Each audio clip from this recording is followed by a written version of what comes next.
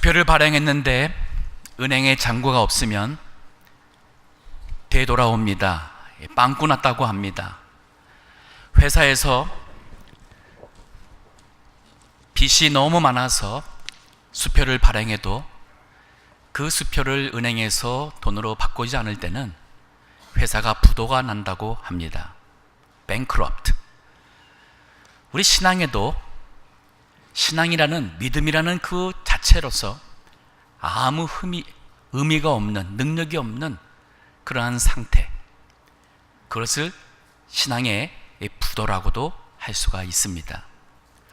오늘 본문에는 이스라엘 역사 속에 하나님의 백성이라 하는 이스라엘 나라가 여호와 하나님을 알지 못하고 우상을 섬기는 블레셋과의 전쟁에서 지게 됩니다.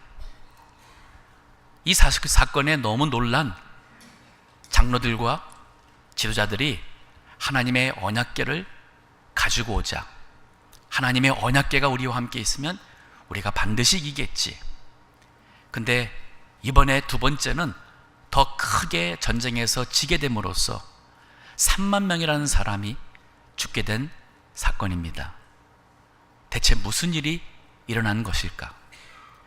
하나님을 믿는다는 믿음 자체가 아무 힘도 없는 그러한 부도난 믿음은 대체 무엇인가?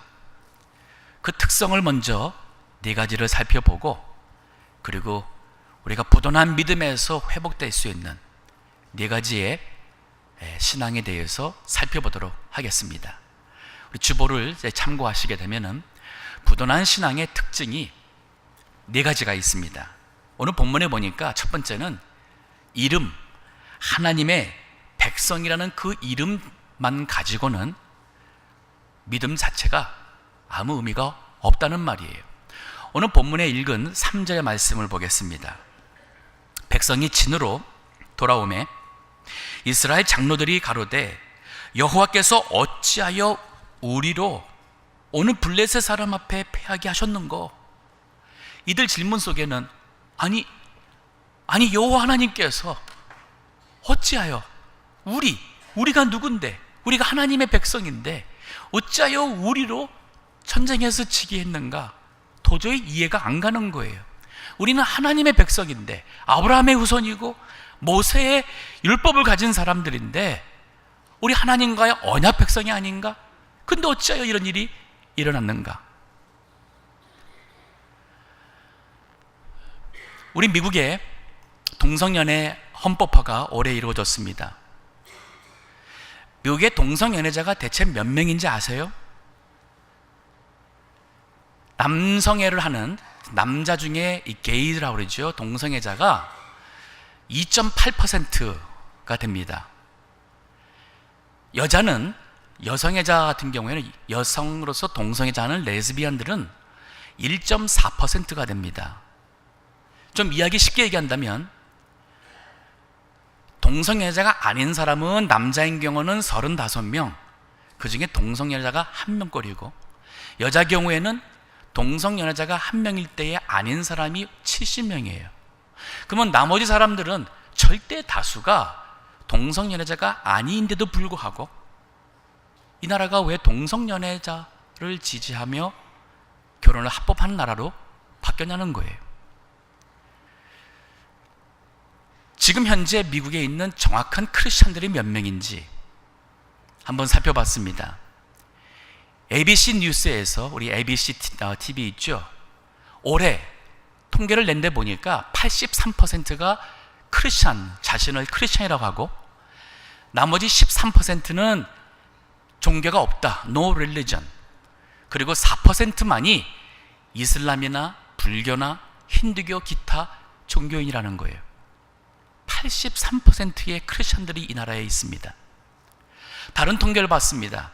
퓨 리서치라는 권위 있는 단체에서 미국에 있는 크리스찬 통계를 냈는데 2007년도에 우리 미국에 있는 크리스찬은 78%.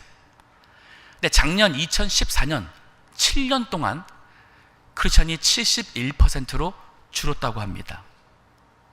그러면 최소한 이 두 통계에 의하면 미국에 적어도 71%의 크리스천이 있고 많게는 83%의 크리스천이 있다고 보겠습니다.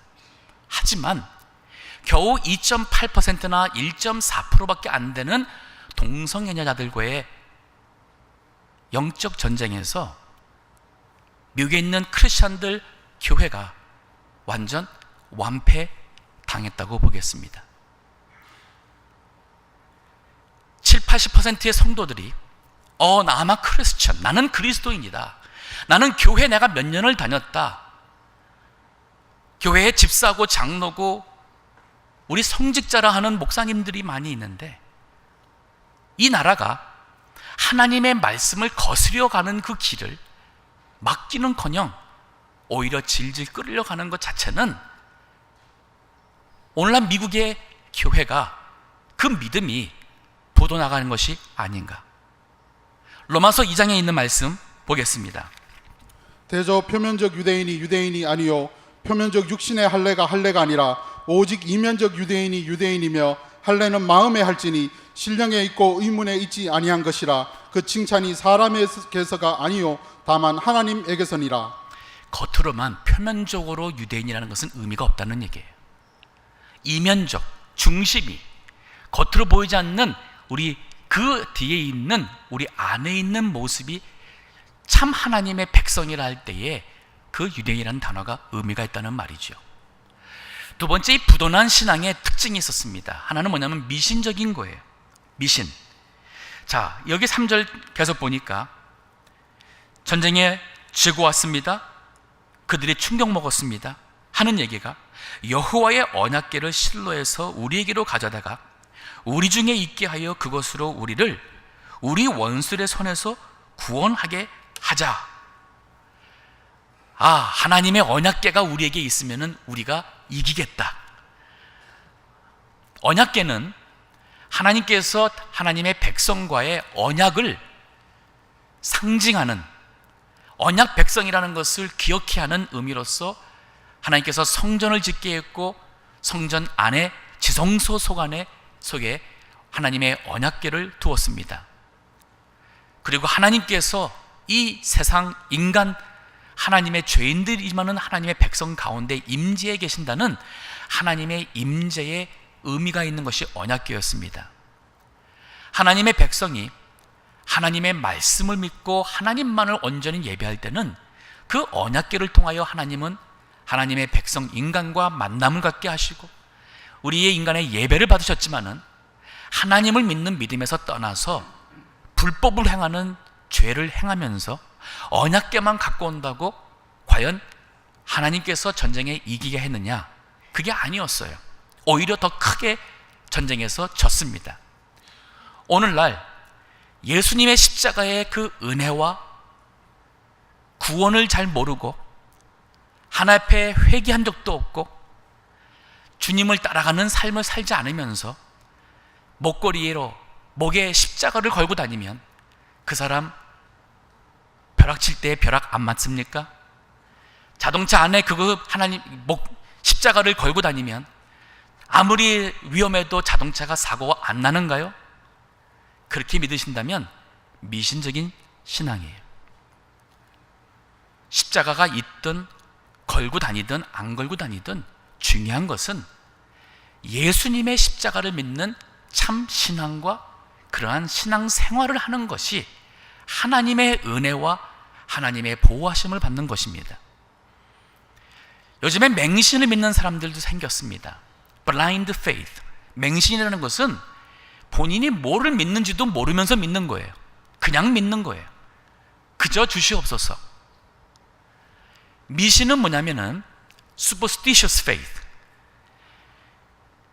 잘못된 가르침도 분별하지 못하면서 그대로 믿는 게 미신이에요. 꿈자리가 안 좋다.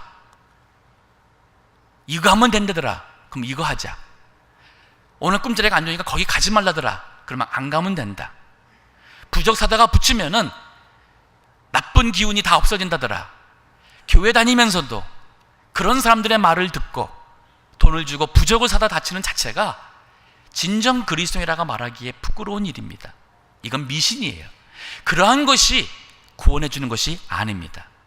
이렇게 믿는 사람은 부도난 믿음을 가진 사람이라 할 수 있어요. 그래서 우리 신명기 34장과 요다수에 보게 되면은 하나님께서 모세가 죽은 다음에 장사를 분명히 했는데 그 무덤이 어딘지를 모르게 했어요. 하나님께서 천사를 보내서 모세의 그 시체를 가져가 버린 것 같습니다. 사람들이 모세를 우상화하고 미신적으로 믿을 것 같아서 하나님이 집어쳤어요. 세 번째로 부도난 신앙의 특징은 교권입니다. 오늘 본문의 3절 계속 보겠습니다. 본문에 우리 4절로 와서 보겠습니다. 이에 백성이 실로에 보내어 그룹 사이에 계신 만군의 여호와의 언약궤를 거기서 가져왔고 엘리의 두 아들 홈니와 비느하스는 하나님의 언약궤와 함께 거기 있었더라. 지금 이 시대는 사사시대입니다.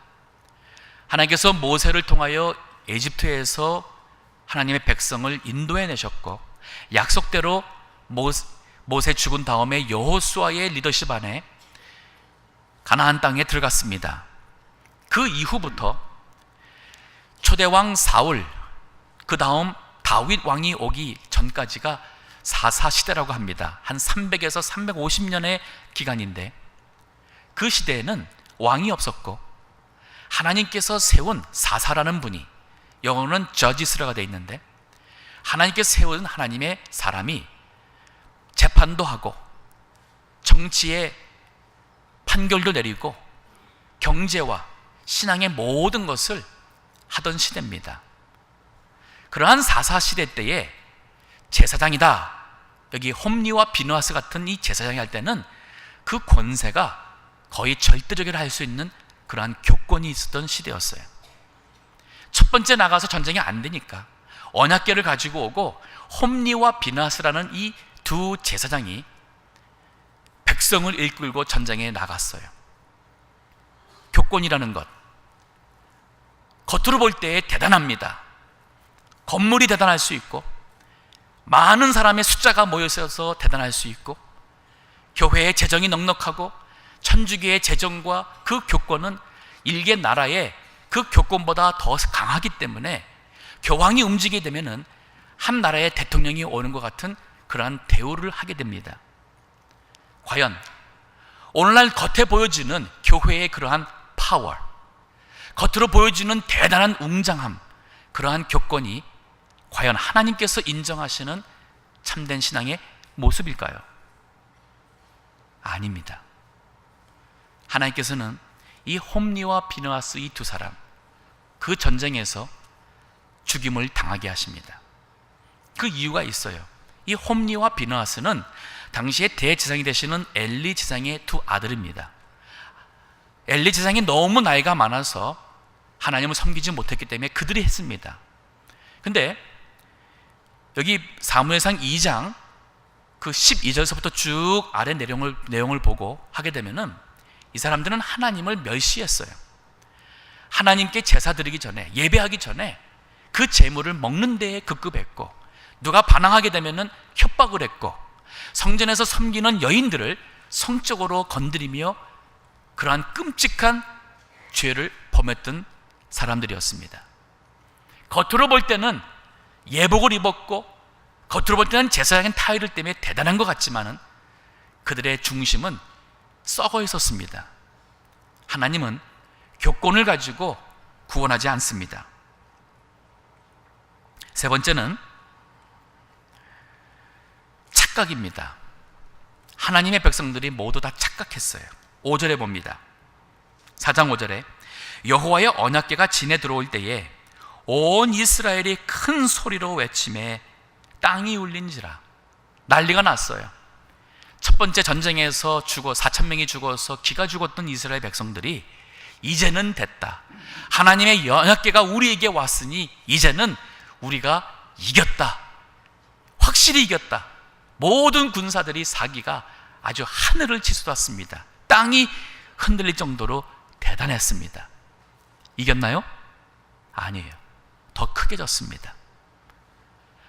많은 사람들이 자신의 감정에 도취해서 찬양하고 방언하고 신령한 체험했다고 하는데, 그것이 진정 성령의 감동이 아니고 하나님께서 받으시는 그러한 찬양이나 믿음이 아니라면, 수많은 사람들이 모여서 성전이 떠나갈 정도로 찬양하는 그 자체로도 자신들의 착각일 수가 있다는 얘기예요. 진정한 신앙은 이러한 외적인 감정에 있지 않습니다. 그 마태복음 7장에 21절서부터 쭉 내용을 보게 되면 집에 가서 한번 읽어보시기 바랍니다. 시간이 부족해서. 거기는 보면은 주님 앞에 가서 주여 주여 하는 자마다 천국에 들어가지 못한다는 얘기를 주님께서 하시는 거예요. 그 중에 일부가 주님께 따집니다. 우리가 선지자 노릇 하지 않았습니까? 주님의 이름으로 선지자 노릇 했습니다. 즉 하나님의 말씀을 가르쳤다는 거예요. 우리가 주님의 이름으로 능력을 베풀었습니다. 병을 고치고 귀신 쫓았다 하는 이런 일도 주변에 많습니다. 근데 주님이 하신 말씀이 뭐냐면, 불법을 행하는 자들아 내게서 떠나라 그랬어요. 불법을 행하는 자면서 마음속에는, 생활은, 교회는 불법을 행하며 썩어져 있는데 예수님의 이름으로 축복한다 해서 축복받는 거 아니에요. 하나님의 말씀을 선포한다 해서 말씀을 들었다 해서 우리가 과연 하나님의 백성으로 모든 은혜와 복을 받는 대상이 되지 않는다는 겁니다. 이렇게 이름, 종교적인 이름 가지고 또 미신적인 신앙 가지고 교권 가지고, 그리고 우리 스스로가 허황된 자신감의 착각 가지고 진정한 이 시대에 믿음의 능력 있는 믿음의 사람이 될 수가 없다는 겁니다. 이러한 것으로 나갈 때는 믿음의 부도가 나게 되죠. 그럼 어떻게 할까요? 이 부도난 믿음의 회복의 그 답은 무엇인가? 오늘 4가지가 있습니다. 첫 번째는 멸시 신앙이 존중 신앙으로, 경외 신앙으로 바뀌어야 돼요. 하나님을 멸시하는 신앙이 하나님을 경외하는 신앙으로 바뀌어야 한다는 말입니다. 사무엘상, 오늘 본문은 4장인데 2장을 보겠습니다. 2장 29절을 보세요. 4장의 전쟁이 나오기 이전에 하나님의 사자를 보내서 하나님께서 미리 예언해서 경고를 했습니다. 마지막 기회를 주신 거예요. 그 말씀 속에 답이 있습니다. 29절에 보니 너희가 어찌하여 내가 나의 처소에서 명한 나의 제물과 예물을 밟으며 그랬어요. 하나님의 제사장들이, 하나님을 믿는다고 하는 사람들이 하나님께 예배하는 곳에서 제사하는 데 보다는 하나님의 예물과 제사를 밟았다고 그랬습니다. 그 내용이 바로 그 전의 내용이 나오는 것입니다. 하나님을 예배하는 성도가 하나님 예배를 가볍게 생각하고 우습게 생각하고 작은 일이 있으면 예배에 빠져먹고 예배하러 나오는 자세 자체가 잘못되었을 때에 본인이 돌아보면 알아요. 과연 나는 하나님을 경외하는가? 정말 하나님을 경외하며 존중히 여기는 내 마음 중심의 것이 있는가? 아니면 하나님을 우습게 가볍게 여기는가? 캘리포니아에 오니 여기에 그 비치나 또 소위 젊은 세대의 분위기에 맞는 그러한 신시대의 교회들이 많습니다.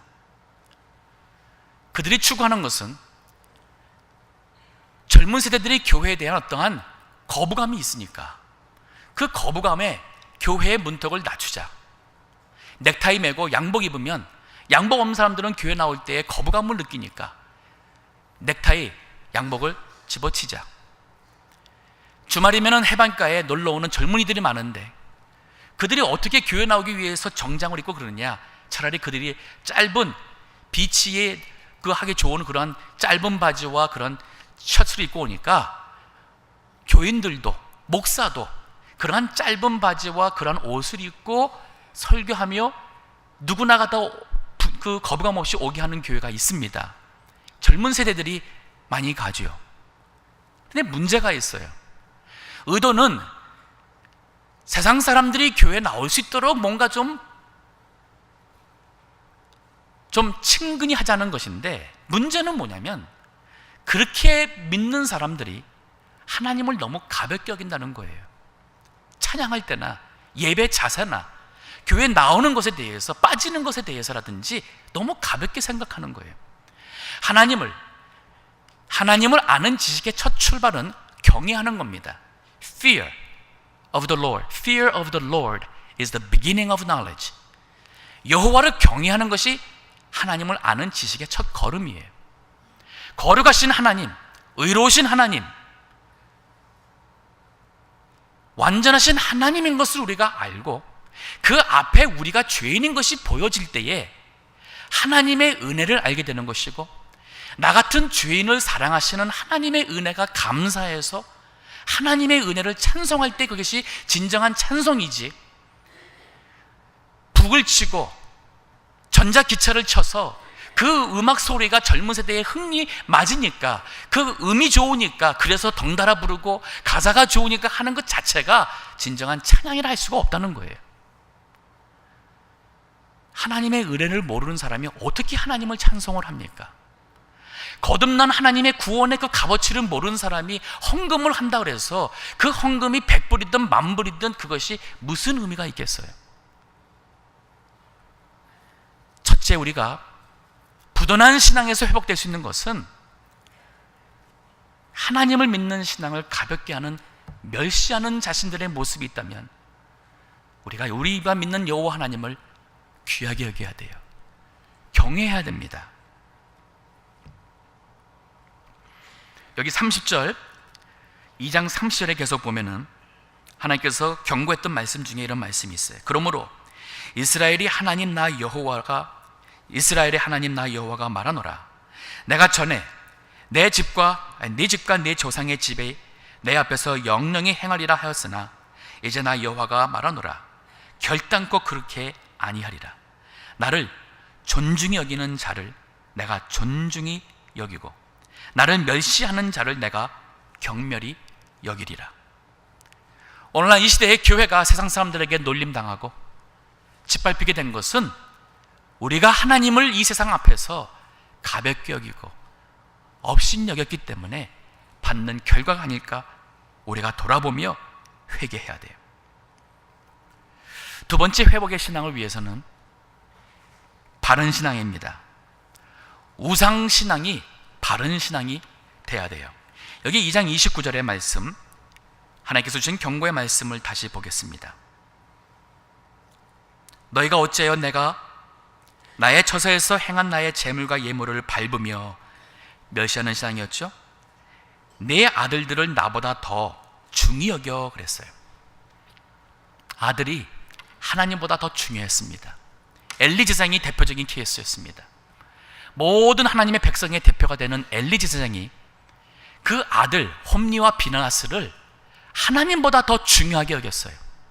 그래서 두 아들이 하나님을 멸시하고 성전에서 하나님의 예배를 업신여기는 그러한 끔찍한 죄를 범했고, 성전에 섬기는 여인들을 성적으로 죄를 범했음에도 불구하고 엘리 제사장은 자식들 사랑하는 그 사랑으로 영적으로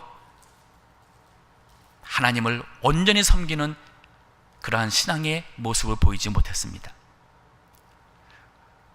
우리의 우상이 뭘까요? 각자가 한번 우리 질문해 보세요. 과연 나는 여호와 하나님을 가장 사랑하는가? 아니면 내 아들 없이 나는 못 산다, 내 딸 죽으면 나는 죽는다, 하나님 저주할 것이다, 그런 사람을 제가 진짜 들었어요. 그래서 하는 얘기입니다.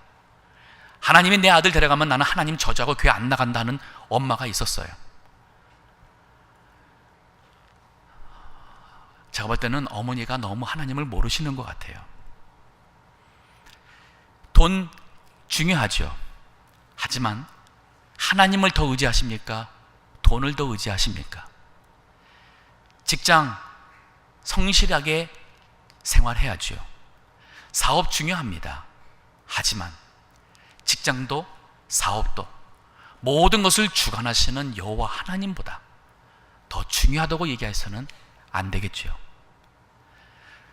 오늘날 교회에 하나님보다 더 중요한 것이 많아요. 근데 그것을 갖기 위해서, 유지하기 위해서 하나님의 도움을 구한다면 하나님은 우리의 덜러리예요. 액세서리입니다. 이러한 신앙은 부도난 신앙이라 할 수 있어요. 정작 우리가 하나님의 도움이 필요하고 은혜가 필요할 때 하나님께서 하나님을 경미 여기신 자에게 하나님께서는 반드시 그들을 멸시 여기신다고 그랬습니다. 바른 신앙. 이 시대는 정말 바른 신앙의 소유자가 필요한 시대가 되었어요. 부모님이 자녀를 사랑하신다면 아이들에게 정말 필요한 것은 최고의 교육이 아닙니다. 그거 중요하죠. 그거보다 더 중요한 것은 그 아이의 마음속에 예수 그리스도의 십자가의 그 복음의 은혜가 무엇인지를 알아야 돼요. 그리고 거듭나야 돼요. 그리고 그 마음 중심에 여호와 하나님을 경외하는 신앙심이 있으면 부모님이 공부해라 안 해도 아이들 공부 잘합니다. 나쁜 길 가지 마라, 나쁜 친구들 따라가서 나쁜 짓 하지 마라, 몇 시에 들어와라 걱정 안 하셔도 신앙 양심이 있기 때문에 그 아이들이 유혹이 올 때에 올바른 것을 선택하게 됩니다. 어릴 때는 부모님이 자녀들을 일일이 간섭하고 보호할 수 있어요.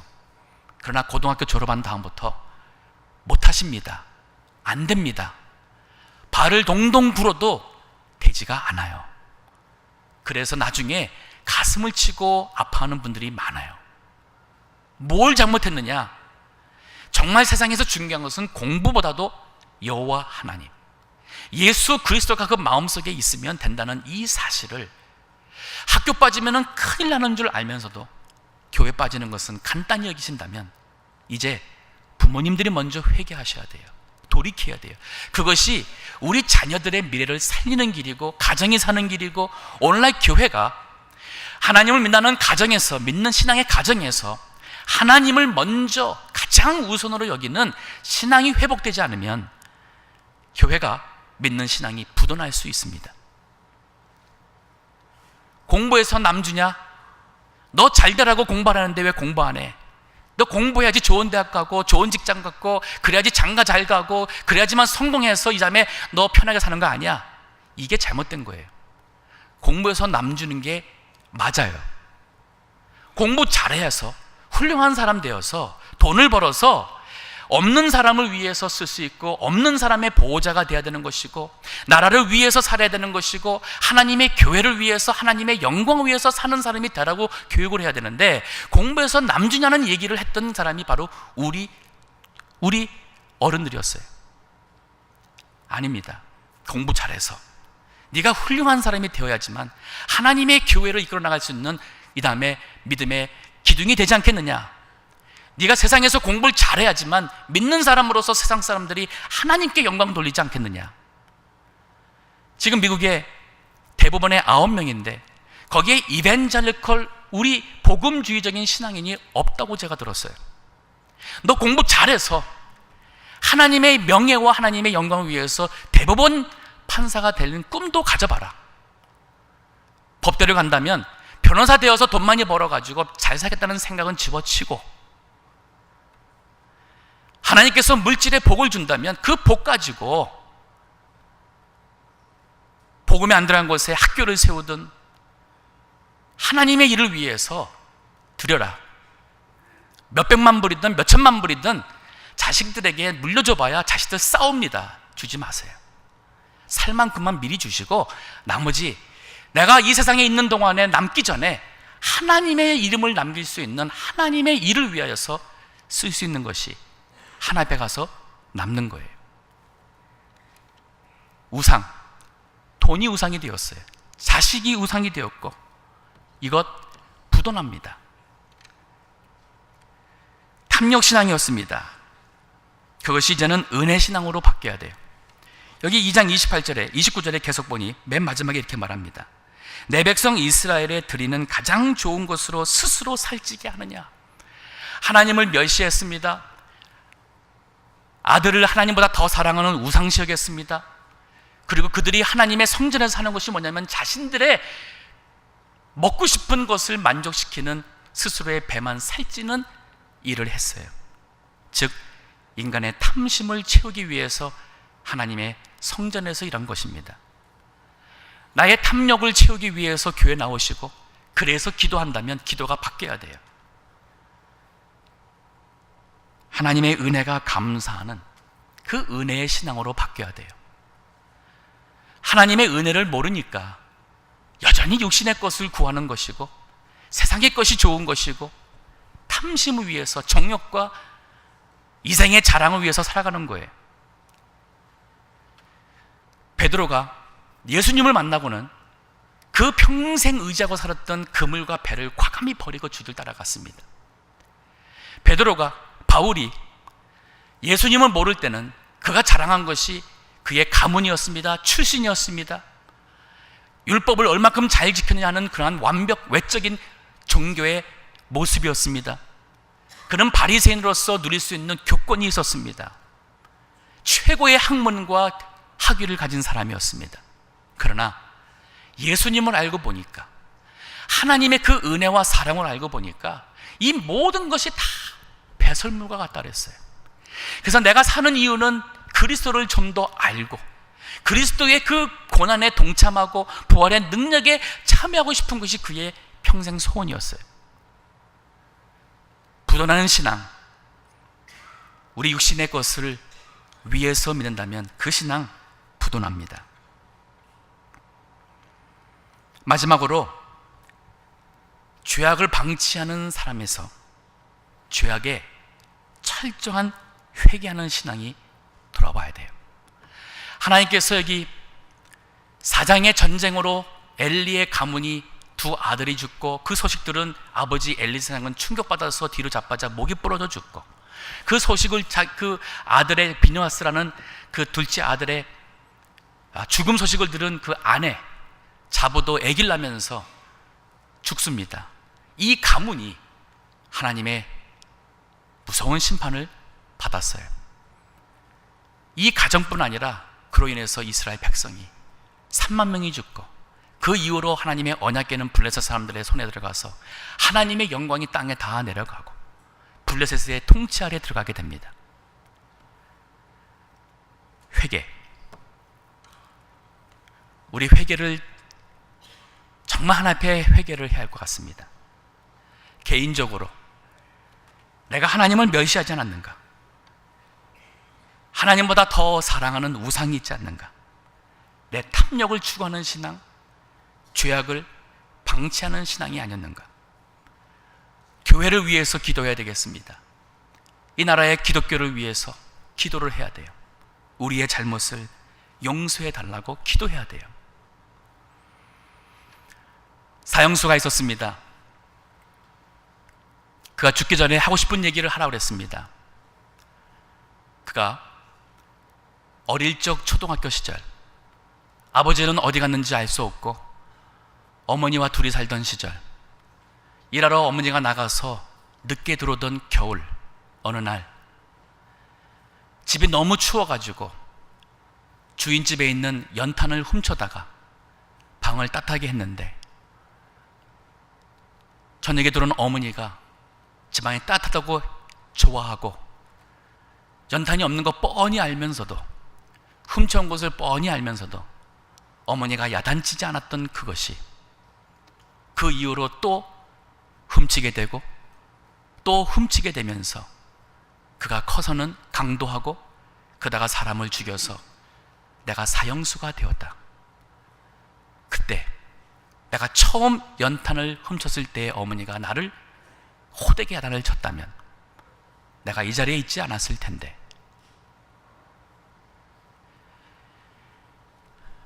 우리 하나님 앞에서 내가 잘못했을 때에, 우리 자녀가 하나님을 떠나서 세상적으로 살아갈 때에 정말 그것이 큰 날 줄 알고 정말 하나님을 사랑하며 자식을 사랑하며 야단칠 수 있고 그로 인해서 하나님 앞에 통회할 수 있는 부모와 자녀가 돼야지만 가정에 살 수 있습니다.